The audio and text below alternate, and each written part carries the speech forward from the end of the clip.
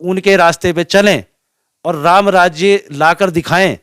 हिंदू राष्ट्र की बात नहीं है, राम राज्य की बात है। राम राज्य ला के दिखाएं तो मैं एक भी इंसान को मैं ये गारंटी लेता हूं कि सब के सब राम बनने को तैयार है, मैं भी राम बनने को तैयार हूं। यदि आए और मर्यादा पुरुषोत्तम राम की ही बात चले तो मैं चाहूंगा उनके नक्शे कदम पे चला जाए।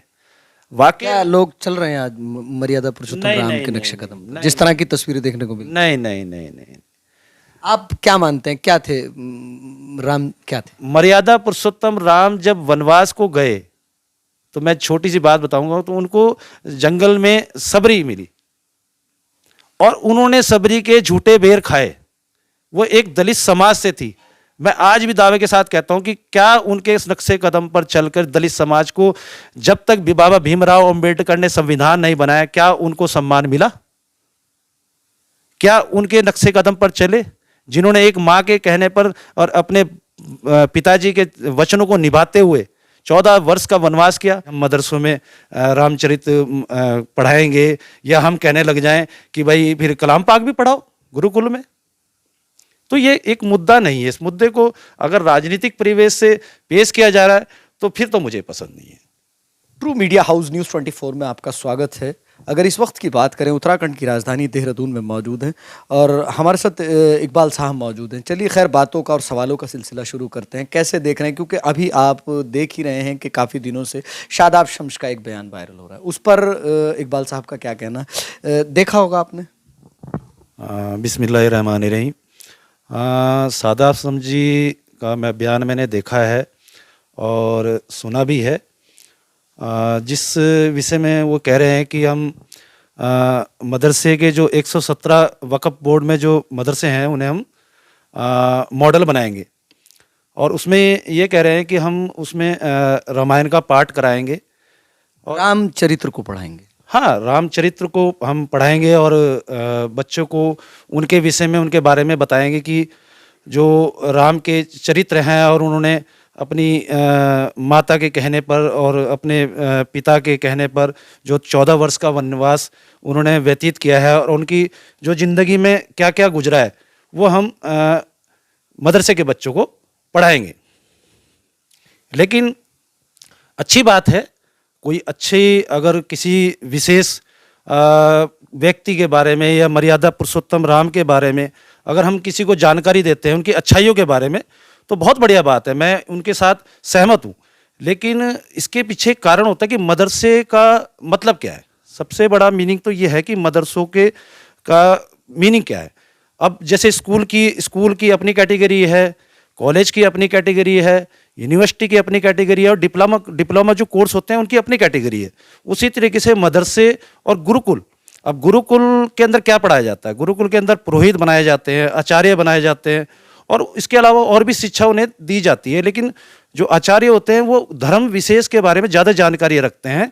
उसी तरह के मदरसे में कलाम पाक, कुरान शरीफ, हिंदी, इंग्लिश वो पढ़ाई जाती है। दीन और दुनिया की दोनों पढ़ाई करवाई जाती है। तो रामायण या रामचरित्र का पढ़ाने का क्या विशेष कारण है? या हमारे हुजूर जो रहे हैं, हमारे जो सल्लल्लाहु अलैहि वसल्लम हमारे हजूर रहे हैं, बड़े हमारे नबी रहे हैं, हमारे आखिरी नबी रहे हैं, उनके चरित्र में ऐसी क्या कमी रह गई जो राम जी के चरित्र को उनके सामने पेश किया जा रहा है? भाई राम जी का चरित्र अपनी जगह ओके है, ठीक है, हमारे नबी का भी है। कोई से भी ऐसे ग्रंथ में, कोई से भी ऐसे कलाम में या रामायण में या गीता में, बाइबल में, ग्रंथ में ऐसा कुछ नहीं लिखा है। सब में अच्छी बात लिखी है। तो हम अच्छी बातों को अगर अपने अंदर पिरोएंगे और उन अच्छी बातों को समाज में लेके चलेंगे तो उस हिसाब से तो ठीक है। मुझे तो नहीं लगता कि ऐसा कोई बहुत ज़्यादा ज़रूरी है कि हम अपने कहने पे कि हम मदरसों में रामचरित पढ़ाएंगे या हम कहने लग जाएं कि भाई फिर कलाम पाक भी पढ़ाओ गुरुकुल में। तो ये एक मुद्दा नहीं है। इस मुद्दे को अगर राजनीतिक परिवेश से पेश किया जा रहा है तो फिर तो मुझे पसंद नहीं है। यूसीसी को लेके क्या, यूनिफॉर्म सिविल कोड की बात भी चल रही है? यूनिफॉर्म सिविल कोड अभी विधेयक पास होने जा रहा है या हो गया है। उसके अंदर समान नागरिकता संहिता की दिखाई गई है कि भाई बहुविवाह नहीं होगा और लड़कियों को हक मिलेगा, सबको। अभी ज़्यादा खुल के तो सामने बात आई नहीं है, लेकिन कुछ प्रजातियां हैं जैसे बॉक्सा जाति है और जनजातियां हैं कुछ पहाड़ों में, कुछ 7-8 बिरादरियां ज़्यादा हो सकती हैं उससे, उनके विषय में अभी उनको इससे बाहर रखा गया है। अब मेरे मायना यह है कि उन जनजातियों को जो दलित समाज से आते हैं, ये कौन सी जनजातियां हैं इतनी मुझे जानकारी नहीं है, लेकिन जैसे जौनसार में है, पहाड़ों में, उनकी अपनी ही अलग संस्कृति सभ्यता है, सभ्यता है उनकी, और वो अलग तरीके से अपना चलते हैं। तो मेरे सुनने में आया कि उनको इस यूसी से बाहर किया गया है। तो बचते कौन है? अब बचता मुस्लिम समाज है या ओबीसी आ गए या फिर बहुत से जो आम नागरिक है, उनके लिए कानून बनाना तो कोई मेरे को लगता नहीं है कि ऐसा क्यों कर रहे हैं और उसके पीछे कारण क्या है। 2024 तो नहीं? अब 2024 के चुनाव को देखते हुए ही ये सब कुछ चल रहा है। अभी बात हो रही है कि भाई सम्मान नागरिकता का मतलब सबको सम्मान, लेकिन इसमें अच्छी बात भी है। अच्छी बात है कि भाई लड़की को हक मिल रहा है और बहु विवाह नहीं होने चाहिए। पत्नी अगर जीवित है तो दूसरा विवाह ना करे उसकी, और मैरिज का जो रजिस्ट्रेशन है वो भी, ये सब बेहतरीन चीज़ें हैं, इसमें कोई दो राय नहीं कि बेहतरीन नहीं। लेकिन इसके पीछे कारण क्या है? इसके पीछे जो ये जनजातियां कुछ छोड़ी जा रही हैं, कुछ जल्दबाजी इसमें की जा रही है, तो कहीं ना कहीं मुझे लगता है कि चुनावी स्टंट है और चुनाव के लिए ये बहुत ज़्यादा हबड़ तबड़ में कर रहे हैं। जैसे कि अभी 22 तारीख को अभी अधूरे राम मंदिर को इन्होंने किया। ये बात मैं नहीं कह रहा हूँ, शंकराचार्य कह रहे हैं, और मैं ये भी कह रहा हूँ कि अभी 22 तारीख को हर जगह जगह पर झंडे लगाए गए, श्री राम का आगमन किया गया, उनका स्वागत किया गया, बहुत अच्छी बात है। सबको अपने अपने धर्म की आस्था रखने का बहुत है, लेकिन 26 तारीख को संविधान कि जो हमारे देश के झंडे हैं वो मुझे कहीं देखने को नहीं मिल रहे। तो इस चीज़ का मुझे अफसोस है कि अब मुझे कभी कभी लगता है कि अब दिवाली 22 तारीख, दिवाली के बारे में बात हुई है कि 22 को भी दिवाली बनाई जाएगी हर साल। अब राजनीतिक विश्लेषण से अगर देखा जाए, राजनीतिक सोच से देखा जाए तो 22 तारीख को दिवाली बनेगी।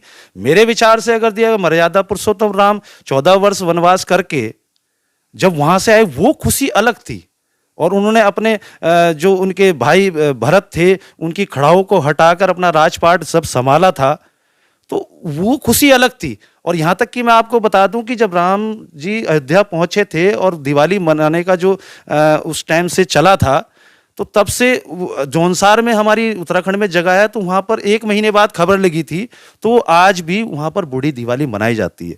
तो वो दिवाली और ये 22 तारीख की दिवाली में तो बहुत फर्क है। ये राजनीतिक दिवाली अगर मनाकर अपनी आस्थाओं को खुद ही ठेस पहुंचाने का अगर कार्य किया जाएगा, तो मुझे तो नहीं लगता कि इससे हमारे संविधान को भी खतरा है। हमारे संविधान के अंदर क्योंकि 4 दिन का समय रहेगा, तो लोगों के अंदर एक असमंजस की स्थिति है, और कुछ भी नहीं है। 2024 के बाद 22 तारीख भी बुला दी जाएगी और हर चीज़ यूसीसी भी बुला दिया जाएगा, सब कुछ बुला दिया जाएगा, और सिर्फ रह जाएगा कि खुद समझदार है, सब समझते हैं, सबके दिलों में है। मैं चाहता हूं कि बोलना सब चाहते हैं, बोल कोई नहीं रहा है। बोलेंगे तो भाई कहीं ईडी वीडी ना आ जाए। वैसे तो हम तो बहुत छोटे किस्म के इंसान हैं। हमारे ज्ञानवापी पर क्या कहेंगे? जैसे अभी जो है फैसला आया है, नीचे जो है तहखाने में पूजा का स्थान दे दिया गया, ऊपर नमाज हो रही है। अभी कल जो है जुमा का दिन था, नमाज भी हुई है, पूजा भी हुई है, तो क्या कहेंगे? मौलाना अरशद मदनी भी बोल रहे हैं। हमारी हदीसों में लिखा है और हमारे समाज, मुस्लिम समाज में बताया जाता है कि ज़बरदस्ती अगर आप किसी की ज़मीन में कब्जा करके मस्जिद बनाओगे तो वहाँ नमाज नहीं होती। तो मैं कैसे मान सकता हूँ कि वहाँ कभी मंदिर हुआ होगा? अगल बगल में होगा, बहुत देखे हैं मैंने, इधर मंदिर है, इधर मस्जिद है। वो एक सद्भावना और सौहार्द की एक मिसाल कायम करने के लिए बना दिया करते थे। ये तो अब हुआ है कि ये हिंदू है, मुस्लिम है। मेरे सारे जितने भी दोस्त हैं, मित्र हैं, सब गैर मुस्लिम हैं, हिंदू हैं, कोई हमारा आपसी भाईचारा है। लेकिन उस चीज़ को कि यहाँ पर मंदिर तोड़कर मस्जिद बनाई गई, तो इतना बड़ा पागल तो मेरे समझ से कोई होगा नहीं कि वहाँ पर सबूत कोई छोड़ेगा। अब सबूत छोड़ के वहाँ ऊपर मस्जिद बनाएगा और मस्जिद बनाने के बाद नमाज पढ़ेंगे, तो वहाँ पर जितने भी नमाज पढ़ते हैं उनकी नमाज नहीं लगेगी। ये हर एक मुस्लिम को पता है कि कब्जा करके ज़मीन हो या हड़प के मस्जिद बना के नमाज नहीं होती। अब कानूनी तौर पर अब समाज में चल रहा है, सब प्रशासनिक लोग हैं, सबको अपनी नौकरी बचानी है, तो जो ऊपर वाले कहेंगे वही नीचे वाले सुनेंगे। अब जो बोले सोनिहाल सत श्री अकाल वाली बात चल रही है। इसके अलावा तो मुझे और कुछ दिखता नहीं है। मौलाना अरशद मदनी ने भी दुख व्यक्त किया है। मौलाना अरशद मदनी ने अपने वक्तव्य में कहा है कि कानून से हमारा जो क्या बोलते हैं उसे विश्वास उठता जा रहा है और अल्पसंख्यक समाज ये सोच रहा है कि हमारे साथ भेदभावपूर्ण नीति अपनाई जा रही है। एक आम मुसलमान क्या सोचता है, वाकई भेदभाव हो रहा है? थोड़ा कोर्ट को तो देखो, कानून हमारे सर्वप्रिय है। कानून की छत्रछाया में ही हम हार भी सकते हैं और जीत भी सकते हैं, लेकिन कानून का सम्मान करना हमारा हक है। और कानून का जो सम्मान करेगा, एक दिन कानून ही भी उसका भी सम्मान करेगा। आज परिस्थितियां खिलाफ हो सकती हैं, लेकिन सुप्रीम कोर्ट है, हाई कोर्ट है, बहुत से कोर्ट हैं जो आने वाले वक्त पे इंसाफ जरूर देगी। और इंसाफ चाहे 100 साल में मिले, कहते हैं देर है अंधेर नहीं, तो इंसाफ तो मिलेगा और सच्चाई भी सबके सामने आएगी और आ भी रही है। फिलहाल की स्थिति के हिसाब से हर कोई चुप है और चुप रहने में ही, कहते हैं एक चुप 100 को हराता है, तो चुप रहने में ही भला है। करने दो जो हो रहा है, आगे आगे देखते हैं क्या होता है। एक आम मुसलमान क्या सोचता है इन सब चीज़ों को लेकर? जिस तरह से ज्ञानवापी की बात आपने की है, बाबरी मस्जिद की बात आपने की है, 117 मदरसों की बात आपने की है, तो एक मुसलमान सेफ महसूस करता है अपने आप को? क्या सोचता है मुसलमान के वाकई मुसलमान के साथ भेदभाव किया जा रहा है? आज की तारीख में देखो, भारतीय जनता पार्टी की सरकार है, हमें उनसे कोई गिला शिकवा कुछ भी नहीं है। बहुत अच्छा काम कर रहे हैं, सब कुछ है। लेकिन कहते हैं ना कि जब कोई मुद्दा लेकर चलता है, वो आज भारतीय जनता पार्टी की खुद की मजबूरी है कि वो हिंदुत्व के नारे के साथ ही आगे बढ़ी थी, मंदिर मस्जिद की राजनीति के साथ आगे बढ़ी थी। अगर वो पीछे हटती है तो उनका फिर आगे का जो वजूद है, जो उनके आगे का राजनीतिक सफ़र है, वो तुरंत खत्म हो जाएगा। तो काम में, हर चीज़ में सब कुछ है, लेकिन क्या है कि बस ये जो छोटी सी हर जो मुस्लिम समाज के लोगों को कोई उनसे दो राय नहीं है, कोई किसी को कोई तकलीफ नहीं है, लेकिन जो द्वेष भावना और एक दूसरे को करियत भरी नज़रों से देखना, ये जो भावनाएं पैदा हो रही हैं, इससे हर मुस्लिम समाज के हर एक आम आदमी को कष्ट है। और मैं चाहूँगा कि ये जो प्यार मोहब्बत सौहार्द बना रहे, राजनीतिक अपनी जगह रहे और धर्म अपनी जगह रहे। जहाँ जिस देश में राजनीति धर्म पे हावी होगी, वो देश बर्बाद है, और जिस देश में धर्म राजनीति पे हावी हो जाएगा, वो देश भी बर्बाद है। तो इन चीज़ों से अगर हम हट के चलें और बच के चलें, तो हमारी प्यार मोहब्बत सौहार्द बना रहेगा। राजनीति अपनी जगह है और परिवार अपनी जगह है। सुख समृद्धि आए और मर्यादा पुरुषोत्तम राम की ही बात चले, तो मैं चाहूँगी उनके नक्शे कदम पे चला जाए। क्या लोग चल रहे हैं आज मर्यादा पुरुषोत्तम राम के नक्शे कदम, जिस तरह की तस्वीरें देखने को मिली? नहीं नहीं नहीं नहीं। आप क्या मानते हैं, क्या थे राम, क्या थे? मर्यादा पुरुषोत्तम राम जब वनवास को गए, तो मैं छोटी सी बात बताऊंगा, तो उनको जंगल में सबरी मिली और उन्होंने सबरी के झूठे बेर खाए। वो एक दलित समाज से थी। मैं आज भी दावे के साथ कहता हूं कि क्या उनके इस नक्शे कदम पर चलकर दलित समाज को, जब तक बाबा भीमराव अंबेडकर ने संविधान नहीं बनाया, क्या उनको सम्मान मिला? क्या उनके नक्शे कदम पर चले जिन्होंने एक माँ के कहने पर और अपने पिताजी के वचनों को निभाते हुए 14 वर्ष का वनवास किया? क्या ऐसी बीवी मिल सकती है? तो ये बातें अगर हम अपने संज्ञान में लें और उन बातों को करें, तो आज जय श्री राम के नारे के साथ जो हम अपनी जीत को प्रदर्शित कर रहे हैं, जीत वो नहीं होती। जीत वो होती है कि एक खड़ाऊं पे 14 साल उनके ही भाई ने राज सिंहासन संभाल लिया। आज राजा बनने के लिए हम लोगों को इस्तेमाल कर रहे हैं। उनको शिक्षा, स्वास्थ्य, रोजगार से अलग करके हम एक नई दिशा दिखा रहे हैं। ये कहाँ का नजरिया है? इस नजरिए को बदलना पड़ेगा। अपने बच्चों के भविष्य के लिए हमें खुद को संवारना होगा। हर घर में पूजा स्थल होता है, हर घर में कुरान होती है, हर घर में मंदिर होता है। मैं एक बिल्डिंग बनाने का, मकान का काम करता हूँ, मुझे वास्तु भी आता है। हर जगह एक मंदिर होता है, हर घर में होता है, सब चाहते हैं और वो वहाँ पूजा कर सकते हैं। अगर हम किसी को जीत के हिसाब से धर्म की परिभाषा को बदलकर ये दिखाएं कि हम इसको झुका रहे हैं, तो वो धर्म चाहे मुस्लिम का हो, चाहे हिंदू का हो, चाहे जैन, बौद्ध धर्म कोई भी हो, किसी को दबाकर हम अपने आप को उठा के चलेंगे तो वो धर्म नहीं है। वो एक आस्तिक और नास्तिक वाला फर्क पड़ जाता है उसमें। इनसे हमें, और सबसे बेहतरीन सबक हमें ये मिलता है कि हम इतिहास में जाएं, सिख समाज से हम इसका ले सकते हैं। रात दिन वो कहते हैं कि आज भी लोग कहते हैं कि भाई भूखा मरूंगा तो क्या गुरुद्वारे में रोटी खाऊंगा क्या? आज भी लोगों ये का मशहूर क्या होता है?